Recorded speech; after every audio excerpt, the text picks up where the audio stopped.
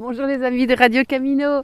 Je suis en train de faire chauffer de l'eau pour me préparer un café. Et ce matin, je vais tester avec vous 3 systèmes pour faire du café.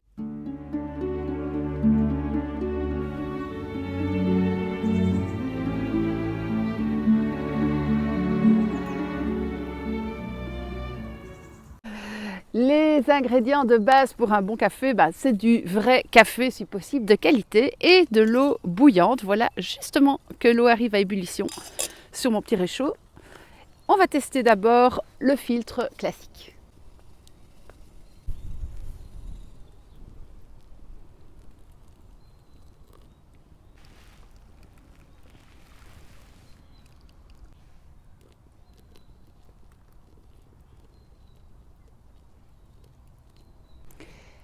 Alors première remarque, c'est que le filtre classique, ça a tendance à couler un peu vite. Donc ça percole beaucoup trop vite. Il faudrait verser l'eau goutte à goutte.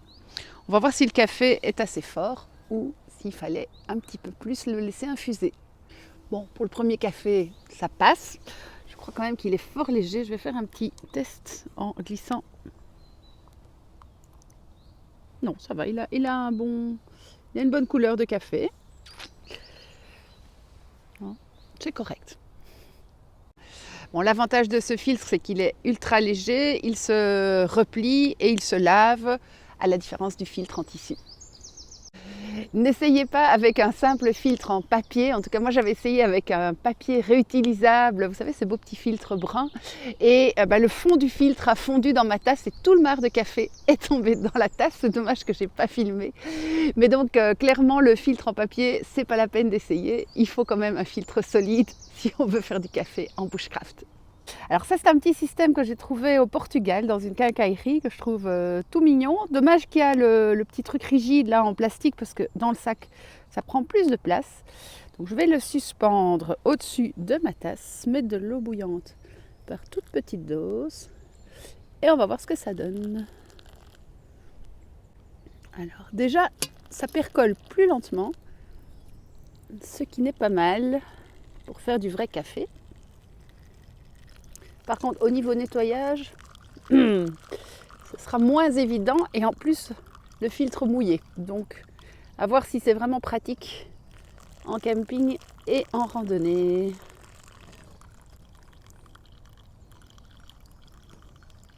Le café a une bonne tête. Le test suivant, c'est donc la petite cafetière à moka Bialetti. Bialetti, c'est le nom de son inventeur. Alors le fonctionnement est tout simple. On a un premier réservoir où on va mettre de l'eau jusqu'à la petite soupape. Ensuite, on a un récipient où on va mettre un peu de café. Et puis, on va simplement visser le dessus. L'eau bouillante va remonter dans un petit canal ici. Elle passe à travers le café et elle ressort dans la partie du dessus. Et là, du bon café en principe. Alors, on va tester ça tout de suite. Alors, au bout de quelques minutes à peine, l'eau est passée au-dessus. Et voilà, un bon café, cette fois-ci, qui a percolé, ou en tout cas infusé, je ne sais pas comment on doit dire. Attention quand même, le petit manche peut fondre, donc c'est le cas ici. C'est peut-être malin d'avoir des gants ou de quoi se protéger la main. Regardez-moi ça, le beau café. Ah, celui-là, ça m'a l'air d'être du vrai café. Bon, c'est plus de poids, c'est vrai, mais qu'est-ce que c'est bon, hein. Le petit dernier pour notre test, ça va être ce petit filtre à café vintage que ma maman m'a prêté très gentiment. Alors lui, il va nécessiter une petite tasse en plus qui va bien le soutenir. Parce que si je fais le café directement dans ma tasse, on voit que tout de suite ça ne va pas aller. Mais il n'y a pas de problème parce que j'ai toujours cette petite tasse au cas où dans ma bouilloire.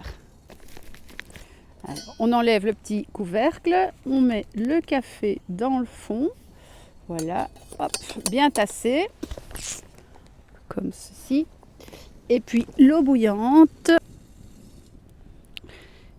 Et là, on peut carrément remplir la tasse parce que ça va percoler tout gentiment.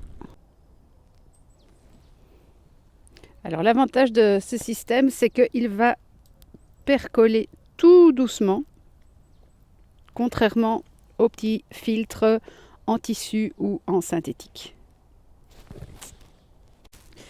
À peine 5 minutes se sont écoulées. Le café a percolé complètement. Alors, je pourrais le boire dans cette tasse-là, mais pour le plaisir, je vais utiliser ma belle petite tasse. Et à votre santé. Ah oui, là, il est top.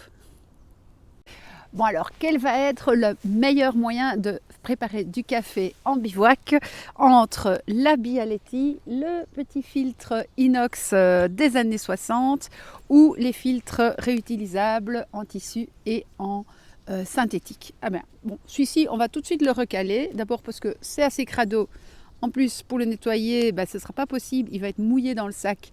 Et avec sa tige en plastique, il prend trop de place.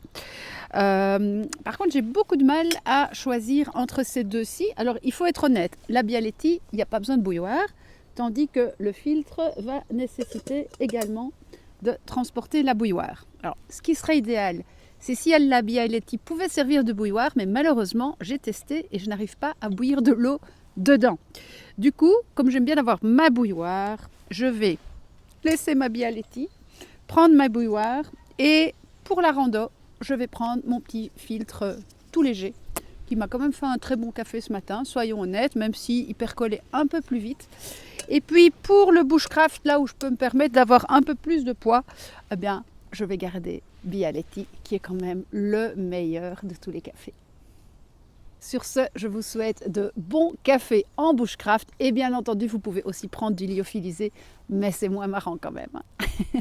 Sur ce, je vous dis un bon café et à bientôt les amis. Ciao. Je prendrais bien un petit morceau de chocolat avec ça. Ah ben, merci. On n'est pas belge pour rien. Hein.